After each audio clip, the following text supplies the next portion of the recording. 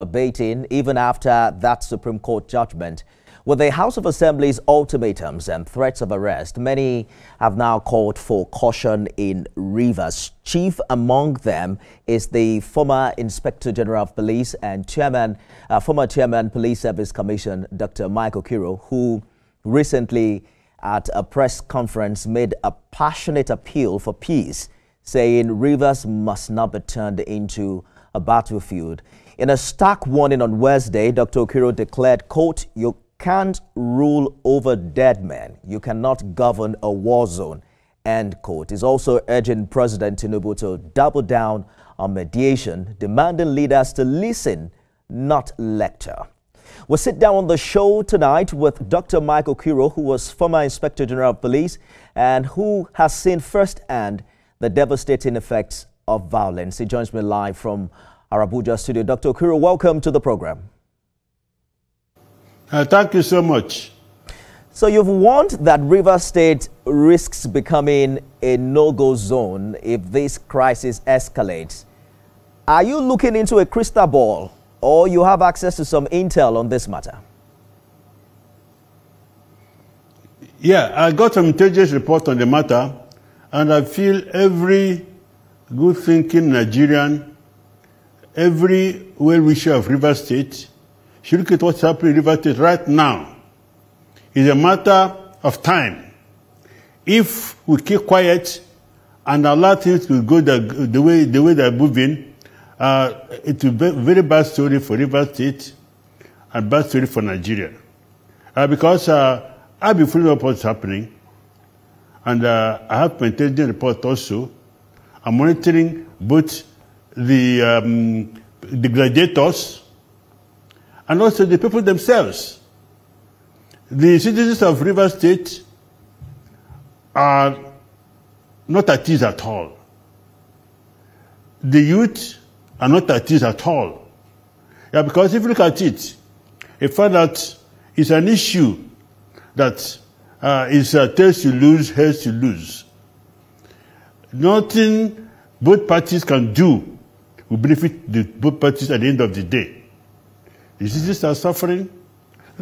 Look about it. These are youths, young men and women who are jobless. Some of them educated and no job. They cannot go to farm because their farmlands are devastated. They cannot fish because their waters are polluted. So voting for any single thing and they ignite into action. So I'm thinking it's better we handle the situation calmly and peacefully.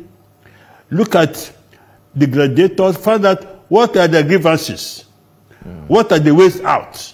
All right. You know, people who are neutral like I don't belong to any of the groups. Some other statesmen who are neutral. Some other Nigerians who are neutral. Of course, many Nigerians are neutral, apart from those who belong to one party or the other. If you come together, I've already spoken to some people.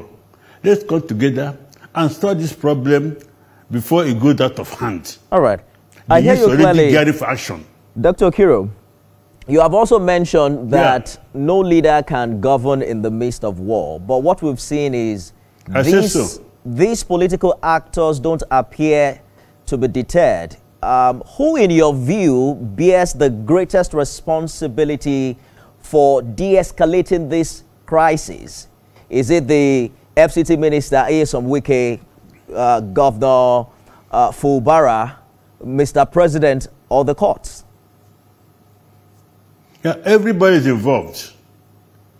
Let me talk about the two parties, right? The governor was asked to go and present the budget. He should do that by all means. The State Assembly that have been putting spoke into the fire of impeachment should suspend the impeachment. The court order, the Supreme Court orders must be obeyed, because the Supreme Court is the grand norm of law in Nigeria. So whatever they say must be obeyed. Equally, the president,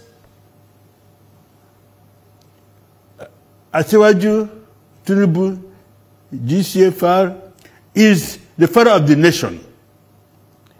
He had tried a lot before to look into this matter, but it appears he needs to do more. We cannot rest until the peace is achieved totally in Rivers State. Everybody should be involved. The president, the people, the governor, the National Assembly, the State Assembly, all of them should be involved. We want peace. Because from my intelligence, if things are not done, if things are done the way they do it now, there will be no peace in Nigeria. Because we are having a problem in the Northeast, a problem in the Northwest. If I add South to a problem in Nigeria, it will end all Israel.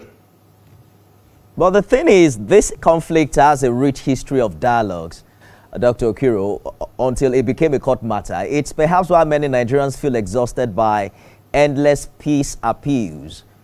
But have you spoken to the key stakeholders in this matter, the FCT minister and the governor?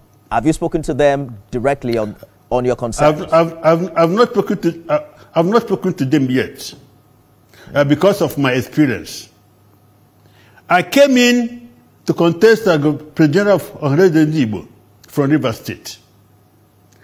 A group, somebody went to A and said Okiro was brought by B. I'm sure some people are not went to B and so Okiro was brought by A. So both of them teamed up against me. So I don't want to talk to them. My interest is the interest of Rivers State. My interest is Nigeria as a whole. So if we want to talk to them as a group of mediators. We've talked to this and talked to that. I won't talk to them individually. They may not understand me. They misinterpret my appeal. But they have spoken a lot. You know, we have also spoken, we have heard from both of them.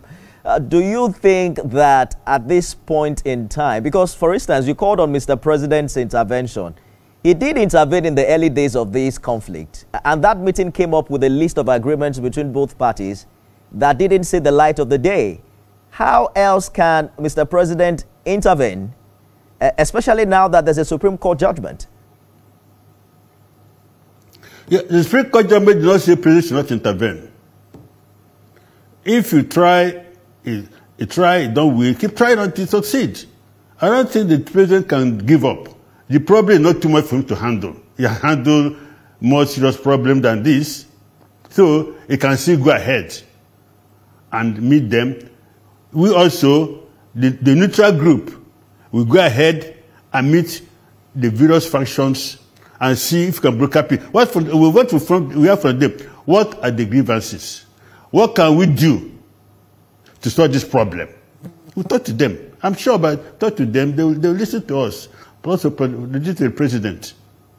The big challenge now is returning to the pre-election time when there was a godfather and then a godson.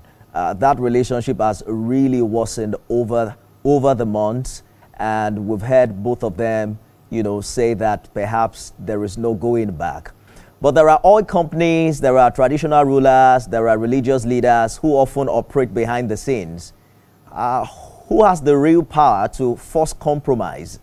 And why do you think they haven't acted yet? You see, my people say cannot drop the fire until this way you're going to at night. If there's still fighting, we can't give up. There's no war that has been fought in this war that never ended. Look at the two world wars and other wars, Punic Wars and so on and so forth. They will see end. It only matters how you make them end. Do they end tragically or peacefully? So that's what I'm trying to do. The religious leaders, trade rulers, important people, elder statesmen will come together.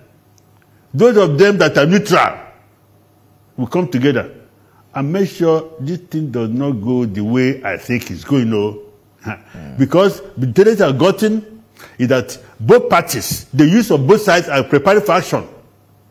So that's why I said the State Assembly should withstand the impeachment, the governor should present the budget, the president should look into this matter.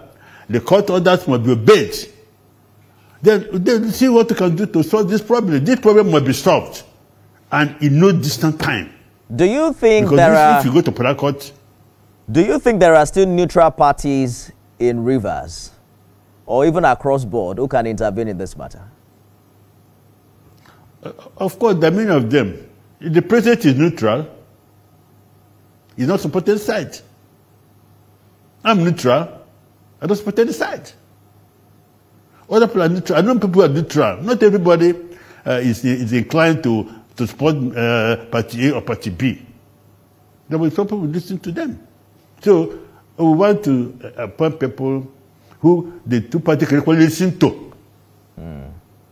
But there will be peace in River State. You are saying that peace is non-negotiable, but peace without justice can also be fragile. Should there be consequences for those feeling this crisis, even if it risks short-term instability? There are some who are saying that major offenses have happened and some people should pay for it. We're not talking about peace without justice. We're not talking about peace that is non-negotiable. Like I said, the group will meet each of the parties one by one, find out what are the grievances, address the grievances. If parties agree the grievances without any loss, it will be addressed. You cannot address grievances, meet the grievances halfway. Make sure there's peace. Not at the expense of Party A or Party B. And all of them have grievances that I think they're looking up to. But it's if their grievances, if their aspirations could meet halfway, so peace can be reigned, so that they can govern peacefully and move about peacefully.